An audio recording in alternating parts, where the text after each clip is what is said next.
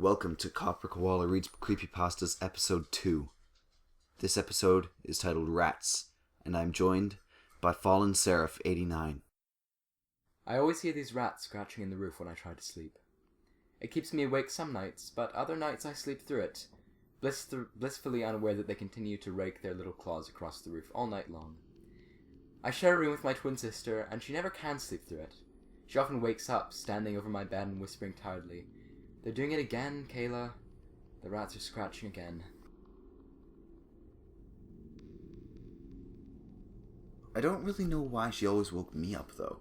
I mean, we were only 12 years old, and it's not like I could go out and buy a rat trap or climb into the attic myself and catch them with my bare hands.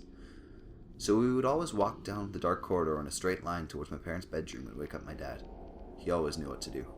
He would put us back to sleep and tell us that the next day he would buy some new kind of trap to kill the furry bastards with. Don't get me wrong, I hate cruelty to animals. I think it's probably one of the worst crimes imaginable, and I'd do anything to protect one. But when you've been kept up night after night after night with those diseased vermin scurrying their way through the roof, looking for God knows what up there, you would do anything to get rid of them. And when I say being kept up for night after night, I mean months. The rats in the roof had been there ever since my sister and I had turned 12. The first time they made their existence known to us was the night we turned 12. Their little tapping claws scouring the roof, their beady eyes looking for food in the darkness, their diseased bodies pushing over one another to find anything edible. We wanted them gone, and my dad knew what had to be done. This one time he bought these extra strength rat baits, guaranteed to kill any rat with just one nibble of the navy blue rectangle of poison. He climbed through the attic and into the roof where he lay the little death squares all around the place. Climbing back down through the manhole, he turned to us and rubbed his hands together. "Now we just have to wait. They'll be gone soon." And he walked past us out of the laundry. That night, we didn't hear a thing for quite some time.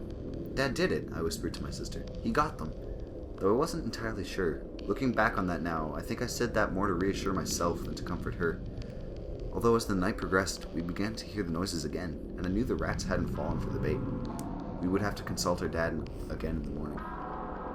I always thought it was strange how we never heard them during the day. Maybe that was due to the fact that it was quieter at night and easier to hear them, or that they never came out during the day. Whichever it was, I didn't care at the time. I just wanted them dead, and nothing was working. God knows how many different traps and different kinds of bait we stuck up in the roof. I bet anyone else who just poked their heads into the attic would think it was a secret stash of poisons belonging to a serial killer. But we were just desperate to get rid of them, and they seemed desperate not to leave. Dad had eventually had enough, as understandably anyone would. My mom had begun to grow tired of this money wasting on all the different products he had bought trying to get rid of them. She suggested that he climb to the roof and find out where they were coming from, and if any at all had died. So drawing near to the end of his tether, he climbed to the attic with a torch.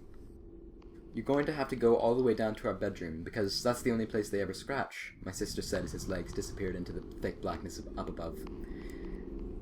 We could hear him thumping and crawling his way along the roof, all the way down the hallway.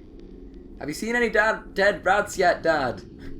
I called, hoping the darkness hadn't swallowed him entirely and drowning him in all the sounds of the outside world. Luckily, it hadn't.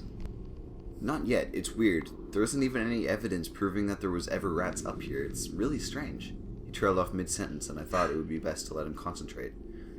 After a few minutes of him thumping around in the room, he crawled back out through the attic. No dead rats, or traps, or anything, except for an old, torn, and bloody t-shirt. "What's that?" I asked. "I just found it. I've got no idea who it belongs to. Probably been accidentally thrown up here during a party or something," he said as he threw it into a nearby bin. "That's not the only weird thing either. All the traps are gone," he said, a serious look overcoming his face. "What's that supposed to mean?" I asked him. "I don't really know. They've just vanished," my dad replied, a dumbfounded look upon his face.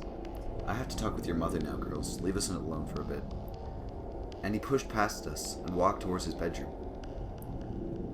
That night at the dinner table, Mom and Dad talked to us about a proposal they had in order to catch whatever animals on the roof. It had to be intelligent to have gotten rid of the traps and bait. Dad thought it may have been a possum, but the only way to get rid of it was to make sure of what it was. "We're going to place a camera in the roof and see what starts making those scratching noises. If we know what it is, we have a better chance of capturing it, okay?" Mom said to us, and I couldn't fault her logic. It seemed like a good plan. Up the camera went into the swirling darkness. Dad placed it in the stretch along where our bedroom was located, seeing as that's where most of the activity happened. He had put a SIM card in the camera with 12 hours of recording time on it. Dad put the camera up there at 8 p.m. and would retrieve it at 8 a.m. Then it was just a waiting game. I heard the scratching noises all the way through the night, as usual. They started at exactly 9:24 p.m. I know because I checked the time so I would know when to fast forward the camera to in the morning. A pungent odor had also made itself known ever since Dad had found that t-shirt. It smelled like raw sewage, and my nostrils was burning when I woke up. But considering we had no idea what we were up against, Dad couldn't do much about it. I couldn't really get a wink of sleep because I knew that the next day we were going to discover what the animal was and get rid of it. So I just lay awake all night long, thinking of the blissful days of sleep that lay ahead of me. At a little past 8 in the morning, my dad woke me up and handed me the camera.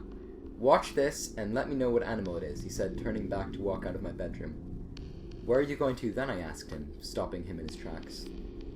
The baits and traps mysteriously reappeared. I'm going to get a box to collect them and then head up there. Funny thing is, they're right over your bedroom, he said, giving me spirit fingers and exclaiming, "Ooh, spooky." Then he laughed and exited my room. I shook my head and fast-forwarded the footage on the camera to the exact time I heard the scratching. After a few minutes of fast-forwarding, the camera read 9:20 p.m. I figured I would rewind it to the point where the animal actually came into the roof so I might be able to recognize it better. 1 minute passed, 2.5. I watched the screen intently to capture any kind of movement whatsoever. And then, finally, it made its emergence. Something that was curled in the fetal position of the far side of the corner began to move. Its spine was visible in the dim light, protruding through its pale yellow skin, almost the color of off milk. Its long and bony arms stretched outwards, its skinny and possibly long legs stretching downwards. Its limbs seemed not too long for its body. Cramped muscles from lying in the same position for hours and hours finally got relief. Its body was spotted with blood, and it had a bloody rag around its legs. Whatever it was disgusting. But the scariest part was when it turned towards the camera. Pure black eyes, the color of coal, stared right into the camera. It opened its mouth into some kind of putrid grin, yellow diseased teeth peeking out from its mouth, desperate to escape. It was at that point that I knew it was a human. It crawled up to the camera, its bones visible through the thin yellow membrane acting as its skin. Its pure black eyes stared straight into the camera. Then it touched the lens, and I could almost feel its brown, rotting fingernails against my face. Then it turned from the camera, spit starting to drool from its mouth, and it crawled over to the spot just above me and my sister's bed. Then its face turned downward toward the camera unnaturally, and it began to scratch, staring at the camera the entire time. No, staring through the camera, and directly at me. I couldn't watch it any longer. I fast-forwarded the footage as fast as it could go, and it never blinked or looked away from the camera for the entire 10 hours it scratched at the roof. Then it stopped, placed the rat traps that had disappeared the day before in front of the camera, then turned away and returned to the position it came from. It tucked its impossibly long and skinny limbs into its body and curled into the fetal position. It hadn't left, and now Dad was up there. My heart jolted in my chest and fear overwhelmed every inch of my body. I heard a scream from above.